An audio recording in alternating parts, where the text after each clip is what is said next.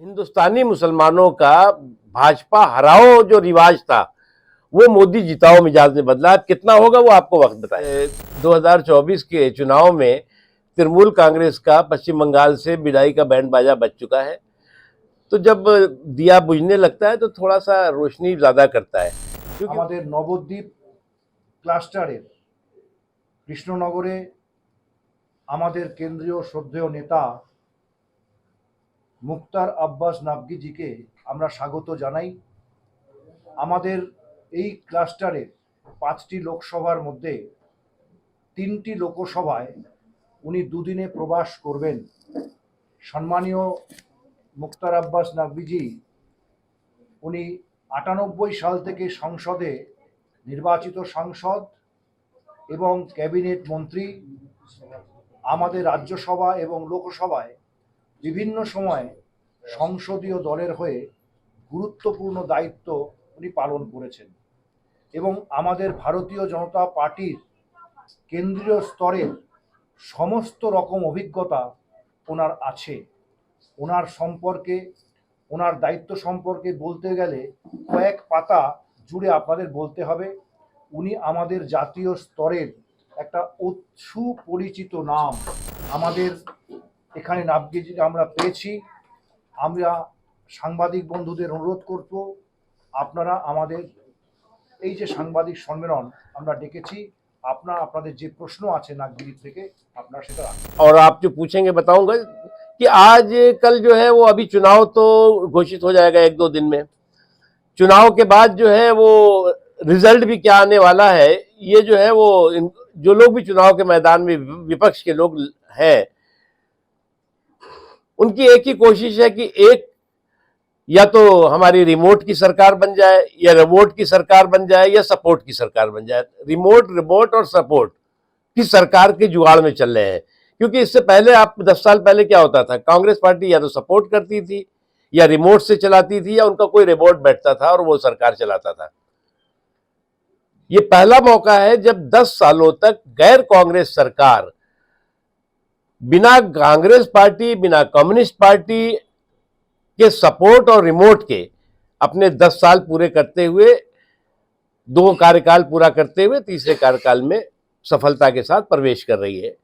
दूसरी चीज ये कि आप देख रहे हैं कि चुनाव के रिजल्ट आने से पहले ईवीएम पर जो है वो हार का हथौड़ा मारा जा रहा है। शोर मचा रहे हैं कि साहब ईवीएम जो है वो हटाओ, ईवीएम नहीं होना चाहिए। क्योंकि इनको ये बात अच्छी तरह मालूम है कि इस चुनाव में इनका जनता क्या जनादेश देने वाली है। तो इसलिए चुनाव के बाद की भूमिका बना रहे हैं कि साहब हम जो हारे हैं वो ईवीएम ने हरा दिया, अभी ईवीएम जिता रही थी तब नहीं कहा था। तो एक बात मैं साफ कहना चाहता हूं कि देश की जनता ईवीएम से ही चुनाव चाहती है, और मतदान तो ईवीएम से होगा। आप चाहे मतदान में भाग लो और चाहे मतदान से भाग लो, चाहे मतदान में भाग लो और चाहे मतदान से भाग लो, आपकी अपनी इच्छा है, लेकिन ईवीएम से ही चुनाव होगा। और देश की जनता अब इस लाइट के युग में लालटेन युग नहीं चाहती। संदेश खाली के गुनाहगारों के,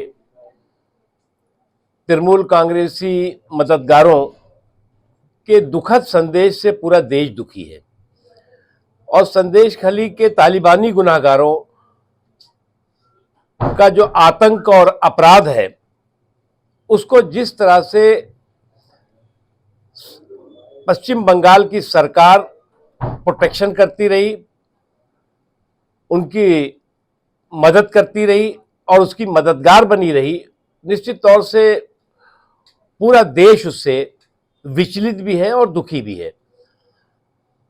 और आज पश्चिम बंगाल, जो कि हमेशा मानवता का समुद्र कहा जाता रहा है, जहां से कि पूरे देश में सकारात्मक रचनात्मक संदेश दिए जाते रहे हैं, वहां से राष्ट्रद्रोहियों और तालिबानी ताकतों का वर्चस्व होना और उसको जो वर्तमान पश्चिम बंगाल की ममता जी की सरकार है उसके द्वारा समर्थन करना, वो इस बात का प्रतीक है, इस बात का प्रमाण है कि संदेश खली का जो तालिबानी जुर्म है, तालिबानी गुनाह है, ये संदेश खली का तालिबानी गुनाह ममता सरकार के लिए वाटर लू साबित होगा। ममता सरकार के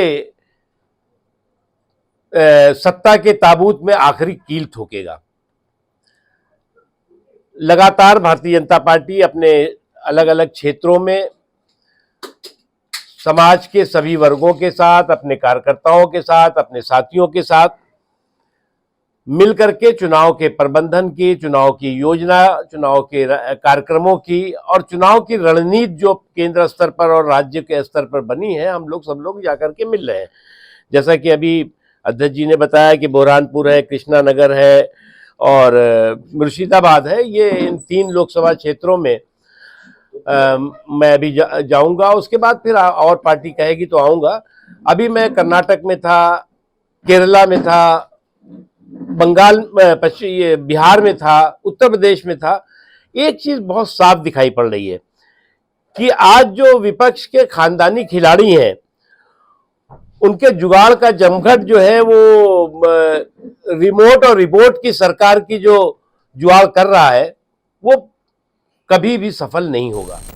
अफसोस की बात यह है कि अगर तालिबानी गुनाहगार सरकार के मददगार हो जाए और सरकार उसकी मददगार हो जाए, सरकार के संरक्षण में इस तरह के गुनाहगार जो है वो अपनी बेखौफ होकर के गतिविधियां कर रहे हो तो अफसोस की बात है। इसलिए किसी भी कोने में, किसी भी रूप में, शाहजहां हो या शहजादा हो सरकार का या किसी का भी, उसे छोड़ा नहीं जाना चाहिए। और इसीलिए जो है ये पश्चिम बंगाल जो है वो तालिबानी गुनाहगारों के मददगारों से फ्री होना चाहता है, मुक्ति चाहता है। देखो, जब विदाई का बैंड बाजा बज जाता है तो इसी तरह से ब्रिगेड के मैदान से आवाज सुनाई पड़ती है। तो अब उनको भी मालूम है कि 2024 के चुनाव में तृणमूल कांग्रेस का पश्चिम बंगाल से विदाई का बैंड बाजा बज चुका है। तो जब दिया बुझने लगता है तो थोड़ा सा रोशनी ज्यादा करता है, क्योंकि उनको मालूम है कि अभी लोकसभा, उसके बाद फिर विधानसभा में इनका क्या हाल होगा। अब मैं अभी भविष्यवक्ता तो हूं नहीं, लेकिन हम जो है वो प्रचंड बहुमत के साथ हमें जनादेश जनता देने वाली है, पूरे देश से देने वाली है। प्रेडिक्शन आपको हम चुनाव के रिजल्ट के बाद